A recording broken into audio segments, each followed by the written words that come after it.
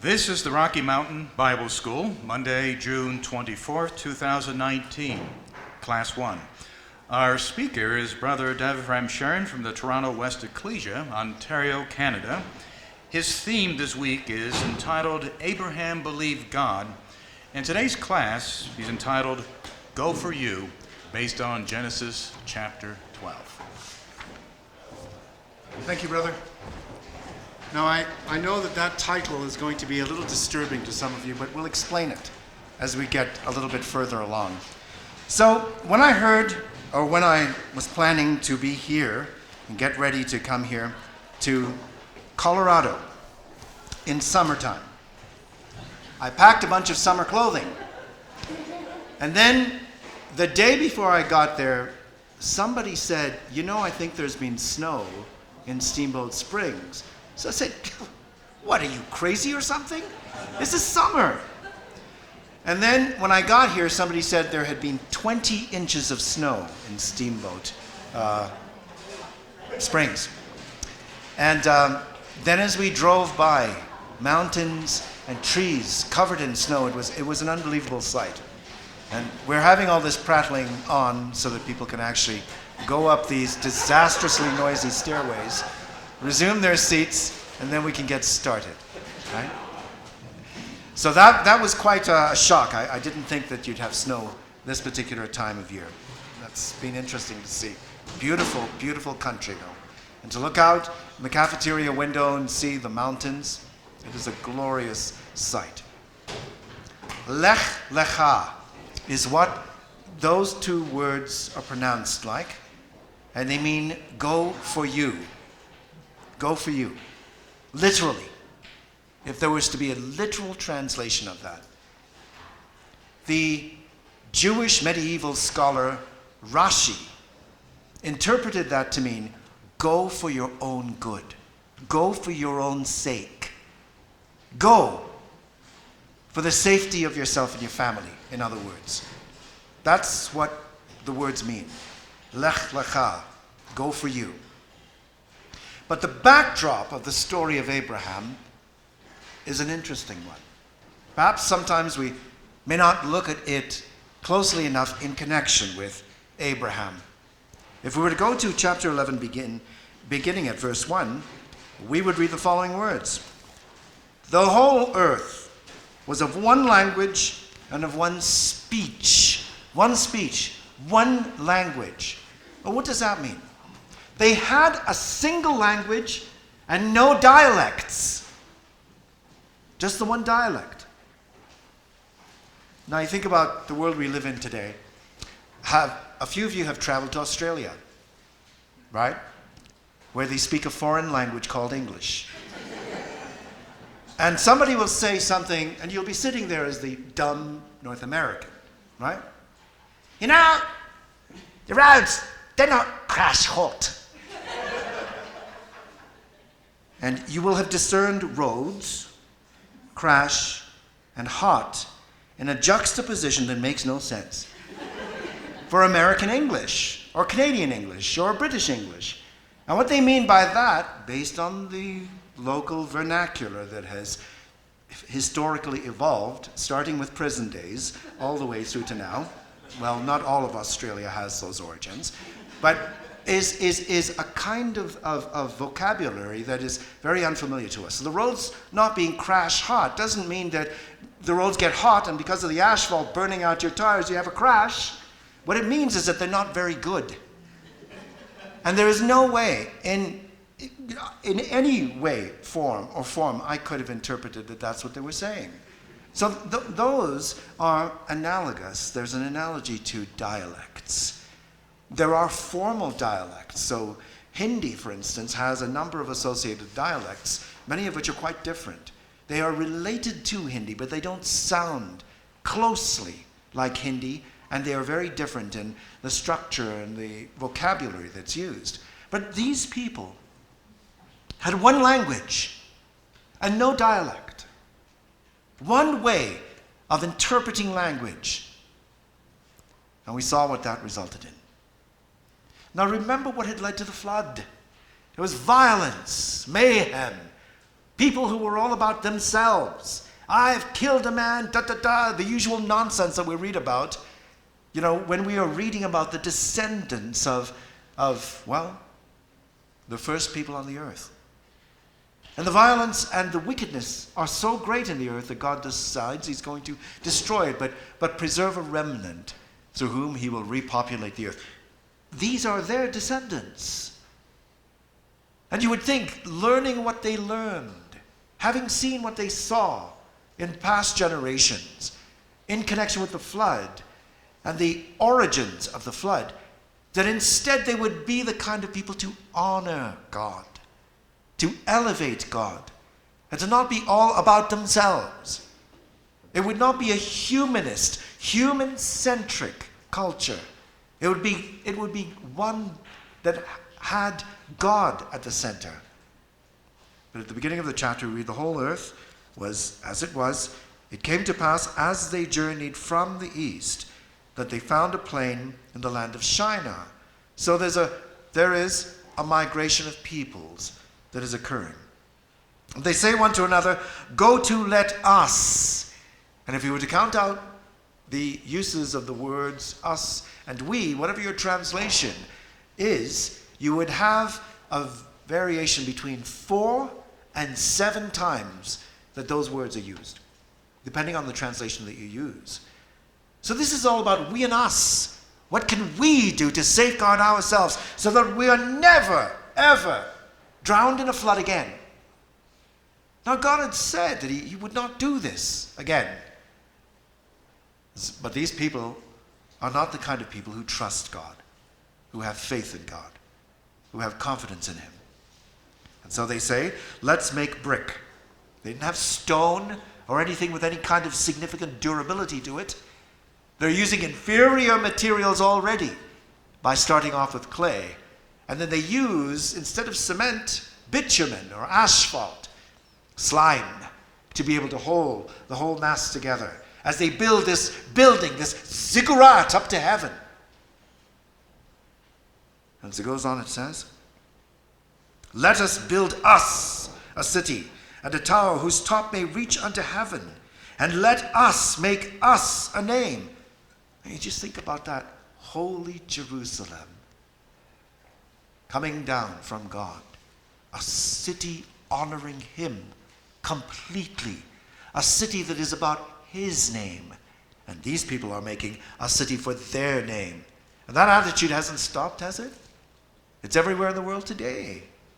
It's still the attitude of human nature speaking in its constructions, in its devices, in the things that it makes for itself, to have a figment of shelter from the storms. And so they build this to make themselves a name, lest we be scattered abroad upon the face of the whole earth. So they're united. They have unity. And if you want to know what would complete unity be amongst mankind today, this side of the kingdom, it would be utter breaking loose and rebellion. That's what it would be.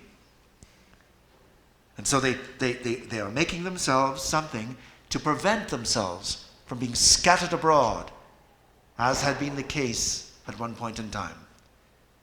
And they do not want to be drowned. They're going to have something that they can ascend and be at the top of, lest there ever be a flood again.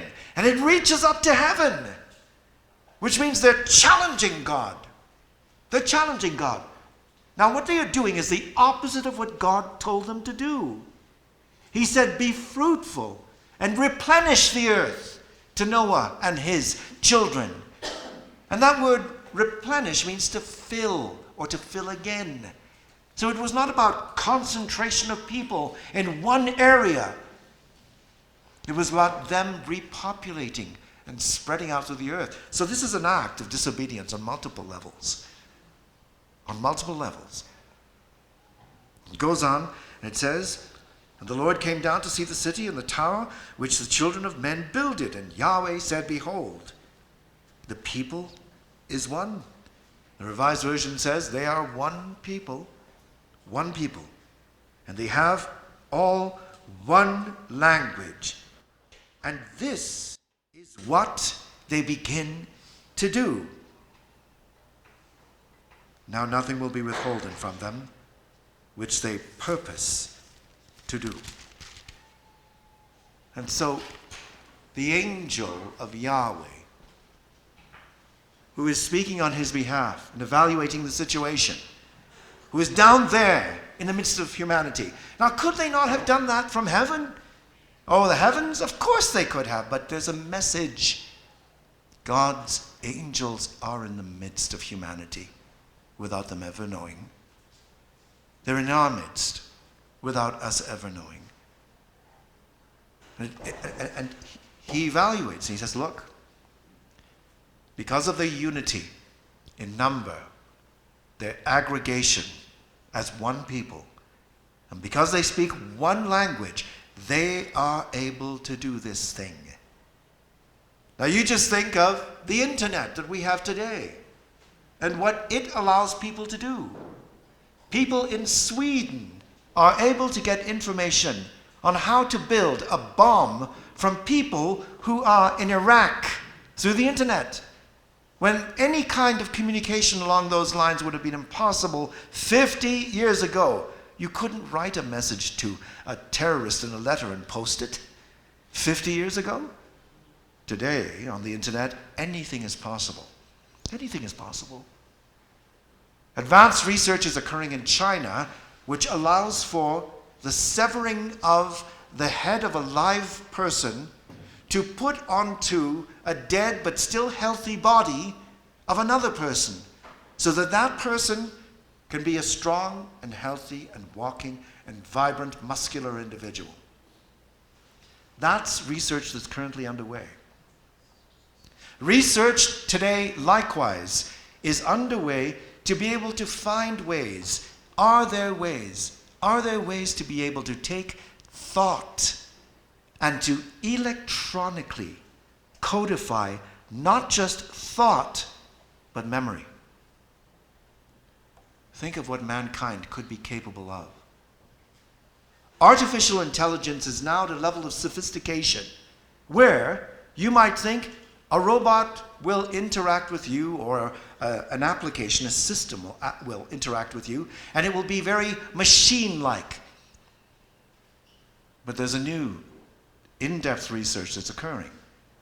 MIT and now Microsoft are involved in this research. And it's called artificial emotional intelligence,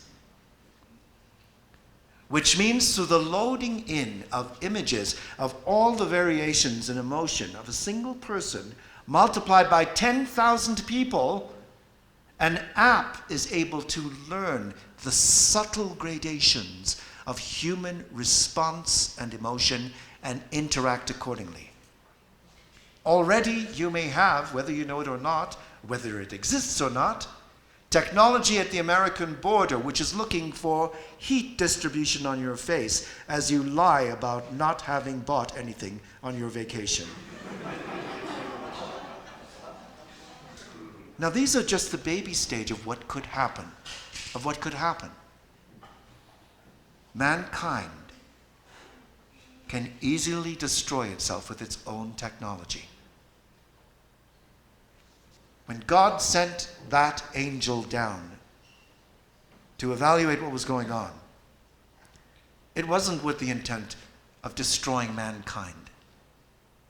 It was with the intent of saving mankind so they did not destroy themselves.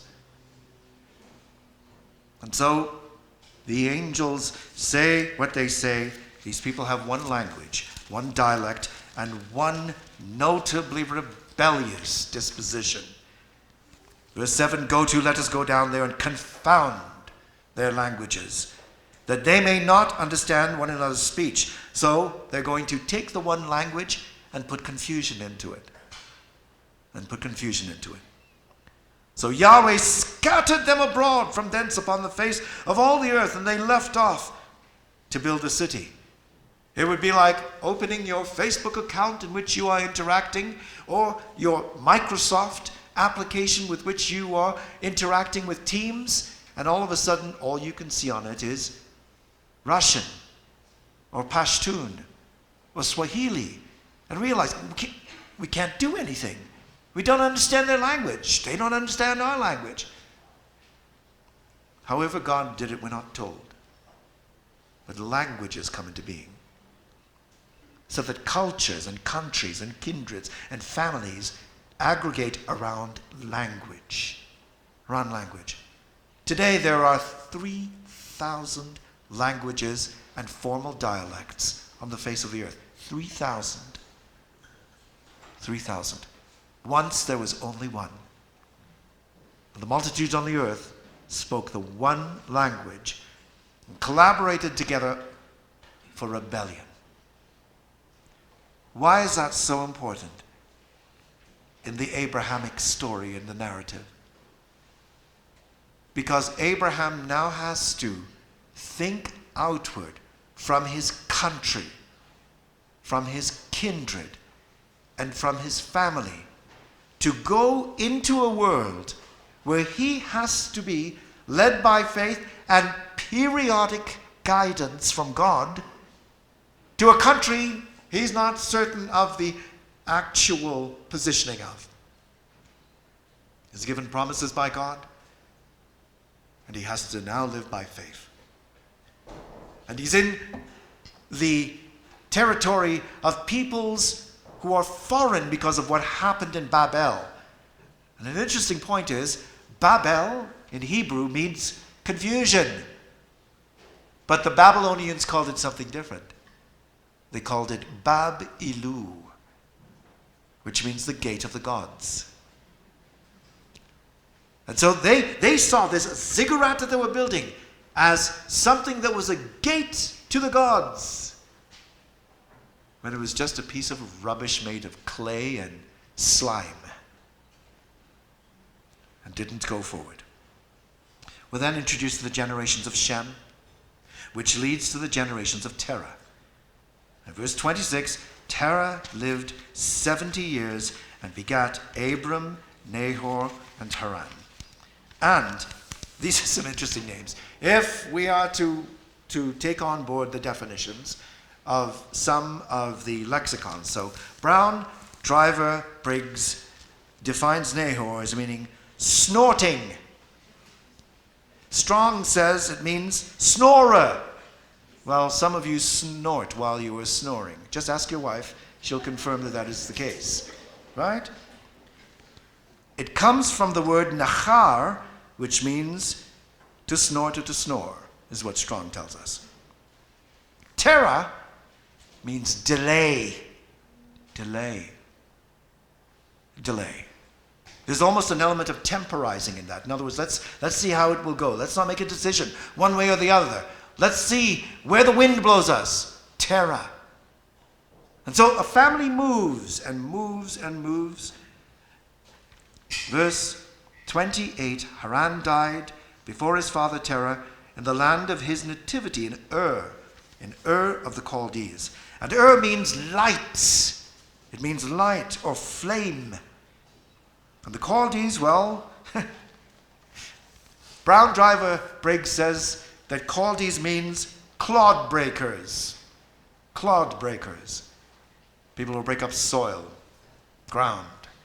Perhaps it's a reference to those who are farmers and who cultivate the land. Perhaps that's what it is. But Ur means light. And in its time, Ur was the advanced city of the region. It had indoor plumbing. There were recreational facilities, libraries filled with clay tablets that could be used for research by scholars. People had proper homes, well built, robust, and strong. And God says to a man, I want you to leave all this behind. And so it goes on and says, in verse 30, referring to Sarai, the wife of Abraham, or Abram, she was barren, and she had no child. And of course, that reminds us of all of the barren women in Scripture through whom a miracle child came, and through whom God would do miraculous deeds and the work that he needed to do, including the Lord Jesus Christ. Terah took Abram his son, and Lot the son of Haran his son's son, and Sarai his daughter-in-law, his son Abram's wife. They went forth with them from Ur of the Chaldees to go into the land of Canaan. And they came into Haran and dwelt there. And the days of Terah were 205. Terah died in Haran. Brother Harry Whittaker, in his little commentary, Abraham, talks about archaeological evidence that would seem to indicate that there was a migration of peoples at this particular point in time. He ties some of it back to some of those who might have become persecutors of individuals whose religion might not have kept step with the religion of the gross idolaters who became more and more dominant in the world at this particular point in time. Well, we may not have huge evidence for that, but it is one way of explaining some of the migration of the peoples at this particular point in time. Or it may just have been that environmental conditions, drought and so on, moved people along as time went by. We don't know, and it's not important. What is important is that these people were on the move and then stopped and didn't move further. But God knew they had to keep moving, but he knew only one would have the character, the strength of personality to stick to it and to do what he said and to obey him. And so it says, now Yahweh had said unto Abram, get thee out of thy country and from thy kindred and from thy father's house unto a land that I will show you. Now, brothers and sisters, we read that, and you do those readings, and you see it year after year after year. And what was required of Abram is not always utterly clear. The story of Abram, the father of the faithful, begins with an exodus. The story of the children of Israel as a nation begins with an exodus. The story of the Savior of spiritual Israel finds its crescendo, its most dramatic moment, beside the resurrection, in his exodus, which he was about to accomplish in the crucifixion that Moses and Elijah spoke to him about on the Mount of Transfiguration.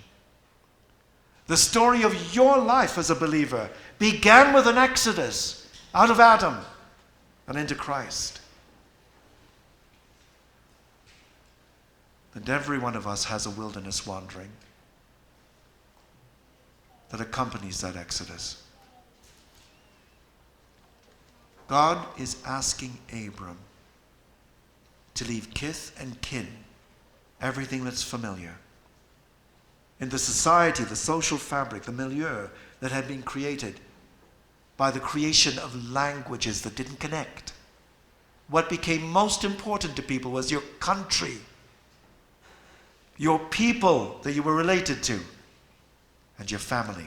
And God says to him, I want you to leave all of that. And he says to him, Lech, Lecha. You have to do it for your own good, Abram. Leave for you. Leave for your sake. Because if you stay where you are,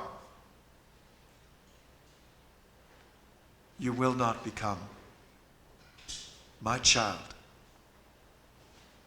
And so, this sending forth of Abram involved leaving behind everything that was familiar. And think of the character of Sarai, who believed that God spoke to her husband, who so respected him and loved him and honored him that she called him Lord in her heart, even at those times when it was so difficult to do it. Think of the quality of this woman who leaves her home behind so that she can knock about in the wilderness, in danger, with dust and dirt coming into the tent every day. Nothing settled, nothing stable. And being willing to do that because she believed. It says, "And I will take you to a land that I will show you. I will make of you a great nation, and I will bless you, and I will make your name great." Now, what was it that the people who were trying to build Babylon wanted to make? A name for themselves. A self-made name. All about humanism. Human-centric thinking. But God says, I will make you a name. I will make you a name. I'll make him a reputation. He will make his name honorable. He will make his name something great. That's what he will do with his name. God would say the same thing to David in 1 Samuel chapter 7, that he would make him a name likewise. And we only need to read Matthew 1 verse 1 to see the name that's made, where billions of people have read these words about Jesus Christ, the son of Abraham, the son of David. And so Abraham didn't make for himself a name. God made it for him. And thou shalt be a blessing. Thou shalt be a blessing. All those who would be associated with Abraham would be blessed in him. Abraham's life would function as a template for the most godly life, not perfect, but a godly life full of faith and trust, when the eyes of flesh saw nothing to validate that trust. The way that he interacted with his wife, though he made such grievous mistakes with her. Now, I'll put in a plug for a book, not because he's sitting in the audience, but because it's a good book. If it wasn't a good book, I wouldn't put a plug in for the book. And that is Brother Roger's Abraham and Sarah. Beautiful study. Fleshes out beautifully the relationship between the two of them. What they went through together thematically from the beginning all the way to the end of their lives. A profoundly lovely text. If you can get a copy of it in the rush to the table after this class, please get a copy of it. Harry Whitaker's book on Abraham, if you can find it, is also worth having a look at and reading. And look at what Brother Thomas says about Abraham and help his Israel. You might be surprised about the wonderful things that he talks about. In this particular instance, there are about 7 elements to the promise that God makes at this initial point with Abraham. 7 points. And if we were to list those 7 points, 1,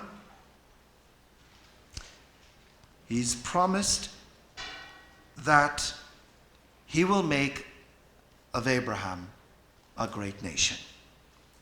Then land is promised to Abram's seed. Then the land is promised to him on the basis of 3 conditions, of which the first one is going to be met with him leaving where he is at this particular point in time. 5th, Yahweh's fatherhood is delegated to Abraham and the promise of a divine family to come. Then next, there is a promised seed that will be made reference to in Genesis 17 and verses 15 to 16, 18 verse 10 and 14. Of course, Isaac would be born 12 months after this particular point in time. And then finally, the promise as the life of Abraham progresses and he demonstrates his faith and his belief, though not without problems in 2 instances, then what happens is the promise becomes unconditional. And the cross-reference for that you might look at is Hebrews 6 verses 13 to 18. Now, all of these things have been cataloged by Brother Jim Cowie in this particular catalog summary. Also, he points out the fact that the Abrahamic covenant is preceded by a covenant with the Gentiles that is made, in which 7 ewe lambs are offered in Genesis 21, verses 22 to 23. Hence, Beersheba, the well of the 7, or the well of the oath. And then he notes it culminates with Genesis 22, verse 18. And in thy seed shall all the nations of the earth be blessed. All the nations of the earth. Now, this is how Brother Thomas summarizes it in Elpis Israel. There have been multiple editions. The one I'm quoting from is, well, the last published 4th edition that was edited by him, the actual edited edition. And this is what he says, 8 points. 1, that God would multiply his descendants as the stars of heaven for multitude and make them a great and mighty nation. 2, that at that time his son, his own name, Abraham's name, would be great with the multiplication of the people. 3, that out of his posterity should arise one in whom and in himself all the nations of the earth should be blessed. 4, that he together with this personage, Abraham and Christ, should have actual possession of the land of Canaan forever. 5, that they too, with all his adopted seed, should possess the world. 6, that the seed, or Christ, would be an only begotten and beloved Son, even the seed of the woman only, and therefore of God. That he would fall a victim to his enemies, and in his death be accepted as an offering by being raised from the dead, after the example in the case of Isaac. 7, that at a second time Christ would possess the gate of his enemies in triumph and obtain the land of Canaan and the dominion of the world according to the promise. And 8, that at that time he and his adopted seed would be made perfect, receive the promises, and enter into the joy of their Lord. Isn't that wonderful? It means everything we believe is encapsulated in the promises made to Abraham, which start being made in Genesis chapter 12 and then are augmented more comprehensively in chapters following. But it's all there, the entire gospel. The gospel was preached to Abraham by God. Abraham believed the gospel. The identity, the face of the individual, that seed of his that would come, he couldn't see yet, but he had all of the gospel. He knew about the king that would come, his suffering, the multitudinous seed that would be multiracial, all those people in Revelation chapter 5 who sang. He knew all of that. And so right up front, God gives to him, even in the briefest of summaries, in chapter 12, that we see summarized for us in the written text, a comprehensive view of the gospel that we believe today. And so it goes on to say, Abraham departed as the Lord had spoken unto him, and Lot went with him. And Abram was 75 years old when he departed out of Haran.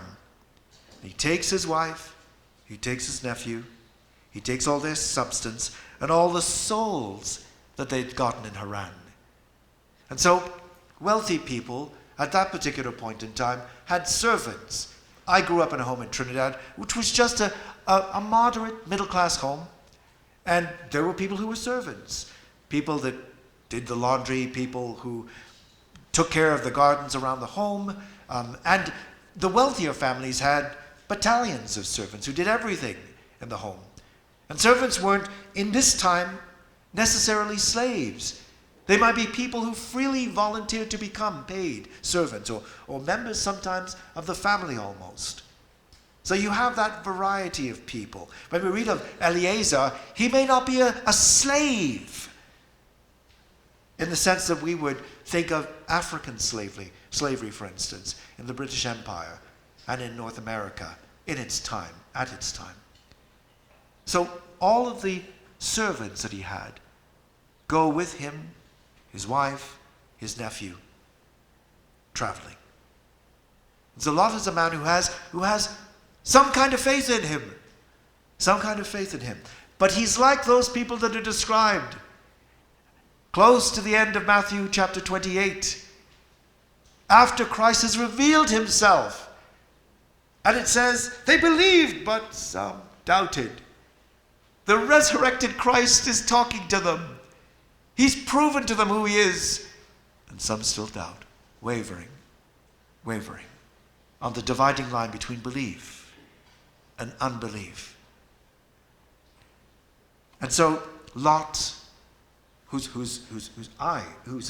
name some interpret to mean a covering or a veil, goes along with his uncle and his uncle's wife. Verse 6, Abram passed through the land unto the place of Shechem, unto the oaks of Moreh. And the Canaanite was then in the land. And there's a cue to us that there's danger in the story. That where they are is not necessarily a place that is safe. That these foreign people are not going to be the kind of people that will mix with them or that they want to mix with. And could be an incredible danger to their personal safety. So there are now major safety issues that have to be contended with, and that Abram has to be concerned with. And Yahweh appeared unto Abram and said unto him, Thy seed will I give this land. This land? This land. And there builded he an altar unto the Lord, who appeared unto him. And he removed from thence unto a mountain on the east of Bethel. And look where he pitches. Between Bethel, the house of God, and Ai, a heap of ruins. Every moment of every day of a life in belief in the world is lived between those two. We are members of the house of God, but we often find ourselves dancing in that borderline between a heap of ruins and the house of God on the other side. You will recall Judah, the son of Jacob, the grandson of Isaac, the great-grandson of Abraham, who went for 20 years to live in the equivalent of a heap of ruins, and whose life became a burnt-down rubble of a life, a 9/11 of a life, when he brings himself back home to his father's house and re-enters Bethel. And so Abraham is in this place between these two terrible sets of choices. Now, some people believe that faith is a bucket of something that falls on you and immerses you as you learn the truth. That's not what faith is.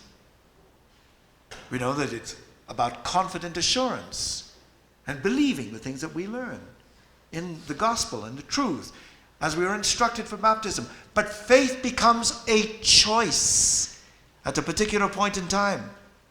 Some people are waiting to hear a voice. Some people are waiting for there to be a sudden moment that comes where they believe. But in fact, we choose to believe these things. I believe these things with all my heart. And I choose to believe these things.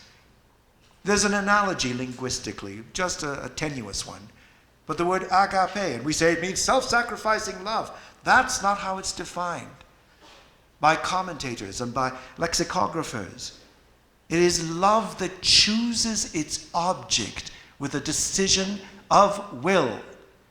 When your 16-year-old son is standing in front of you, Christadelphian dad, swearing at you, and you would like to slap that face right off his head, you make a choice to love him. That is agape love. You are not lovable, but I choose to love you because you are my child. And I will be faithful to my love for you, no matter how you behave, though I may have to take corrective action. And so faith is a thing that we have deep inside of ourselves and grows and grows and grows through the years. But we make the choice to believe. And so sometimes when we're on the edge, when we're in that nexus between belief and unbelief, between Bethel and Ai, and we're looking at the scientific evidence, and we're confused by the billowing clouds of information that seems to disprove the Bible, you make a choice to say, what? I'm not going to believe that. I believe Scripture, and I have enough confidence in what I see in it. What I see is demonstrable evidence of its trustworthiness and God's hand in my personal life, and I choose belief. And I choose to believe. It's a choice when those days come.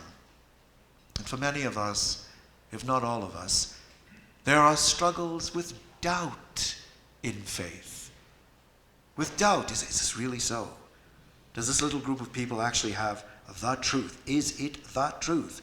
Well, evolution says this, and the people who are doing advanced research in genetics are saying this or that. Well, they've always been building a clay ziggurat. They've always been. It just looks different from age to age. We step aside from that and say, no, I'm not going to believe that. I'm going to believe this. I choose to believe it. I am going to choose to love God, and I'm not going to let go of that, no matter what. And so, the story continues, and it says in verse 9, he journeys going towards the south, and there was famine in the land.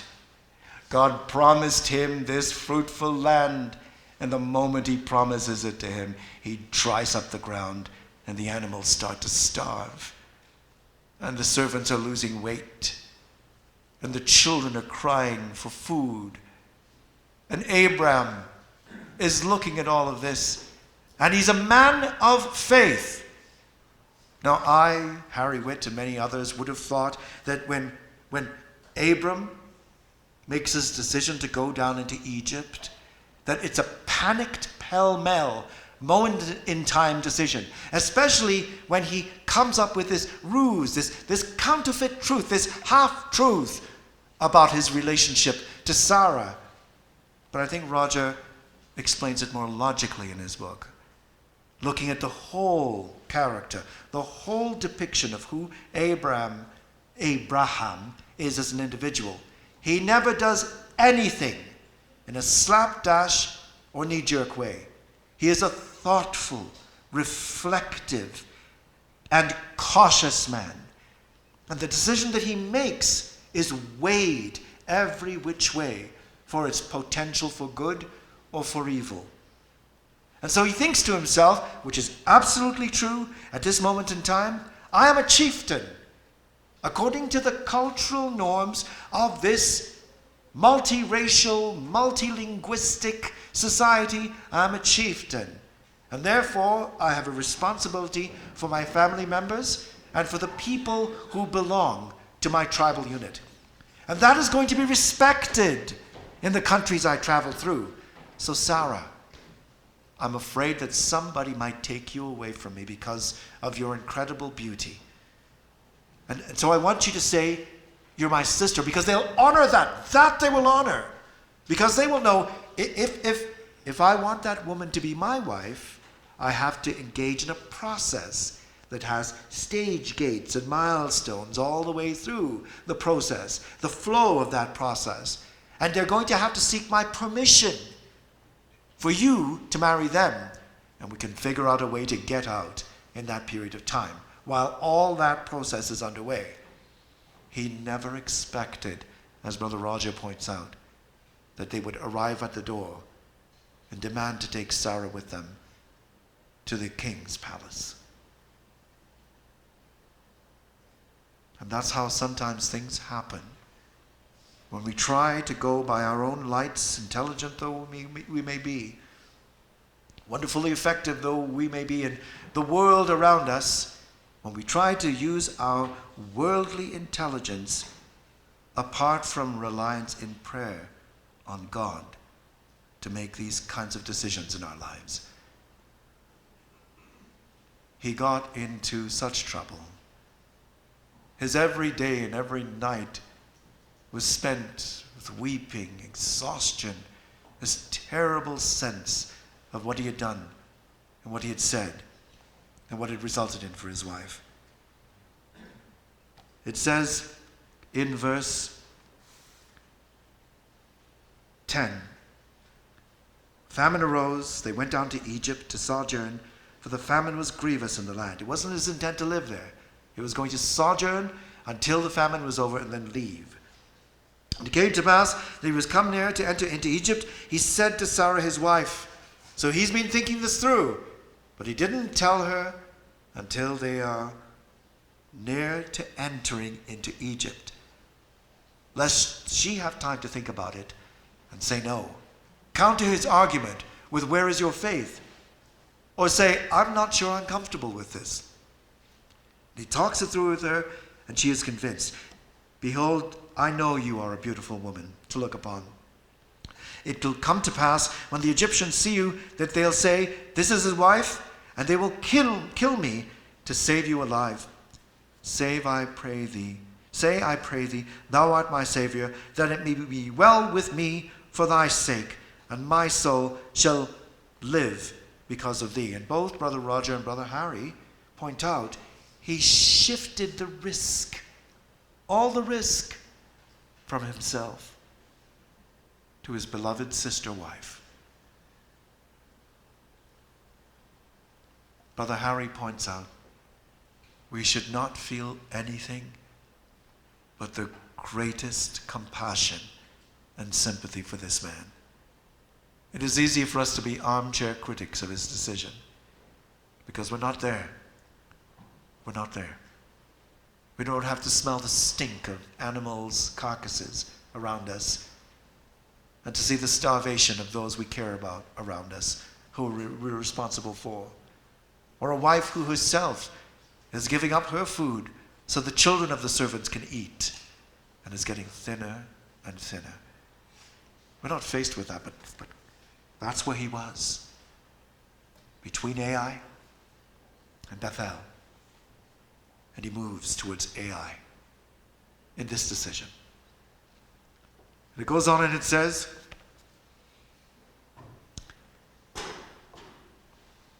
it came to pass, when Abram was come into Egypt, the Egyptians beheld the woman, that she was very fair. Princes tell Pharaoh. They come and they take the woman to Pharaoh's house. Can you imagine that moment of separation? If you want to see it fleshed out, read Brother Roger's book. And he entreated Abram well for her sake. And Abram has to keep up this travesty. Sarah has to do it for love of him likewise. And Pharaoh keeps giving him gifts and giving him gifts and giving him servants and giving him animals. Everything he lost in the famine he regained, but at what a terrible cost. And then finally, God touches the harem, the women's quarters, where all the women lived, raised the children, and so on. And they're affected. And Pharaoh comes to understand why. And Pharaoh, can you imagine that moment? There was a Pharaoh that stood in front of Jacob and said, how old are you? There's a Pharaoh that stood in front of Abraham and said, what were you thinking? Why did you lie to me? Why did you say this to me? Abraham doesn't even have an answer. There's no answer. Later on, in another situation, there'll be an answer. But not at this moment. And then he says, look, here's your wife. Now what did he see? An Egyptian princess in front of him, clothed with Egyptian clothing. Her eyes widened with the dark lines with which the Egyptians made themselves up. Her hair coiffed as would be the hair of an Egyptian princess. Jewelry on her.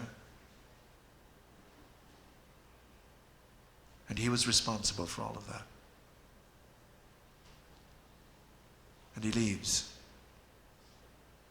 And God leaves it up to us to imagine the conversations, the feelings that come after that. Pharaoh gave commandment concerning him, and he sent them away, and his wife, and all that he had. There isn't one single life in this room that is clean and clear and free of sin, shame, regrets, things we wish we could go back and undo or unsay or unexperience. But that is the life of a believer. And we push through and we get past. If you have no regrets to look back on in your life, you haven't changed, because you don't see anything wrong with what you did or said or experienced. But if we have things to look back on and wish we could go back and redo them, we're actually growing in the faith.